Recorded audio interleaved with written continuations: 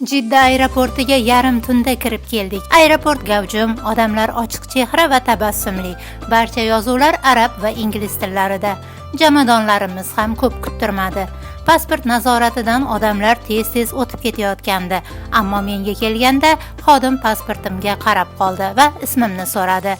Sohiba arabcha ism ekan dedi menga. Ha, o'zbeklarda arabcha ismlar ko'p deb javob berdim. U muhr bosib pasportimni menga uzatarkan kulib, kutilmaganda "Spasiba" dedi.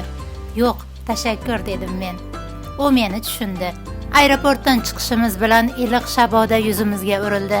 Atrofda havoni salqinlatib turuvchi ko'plab qurilmalar o'rnatilgandi. Kunduzi issiq bo'lsa kerak degan xayol o'tdi ko'nglimdan. Shu payt ro'paramdan kelayotgan bir ayol ismimni aytib chaqirdi. Ajablandim. Meni bu yerda kim taniydi? Yaqinlashgach tanidim. Bu Safar Travel'dagi guruh rahbarimiz Gulbahor ekan. Uni ko'rib sevindim. Begona yurtda seni tanigan insonning borligi ham ko'ngilga qandaydir xotirjamlik berishini o'sha onda his qildim.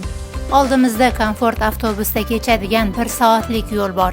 Shu tariqa muqaddas shahar Makka-i Mukarramaga bo'lgan yo'limiz boshlandi. Bu oddiy yo'lchilik emas, qalbning o'z manziliga yaqinlashadigan lahzalari.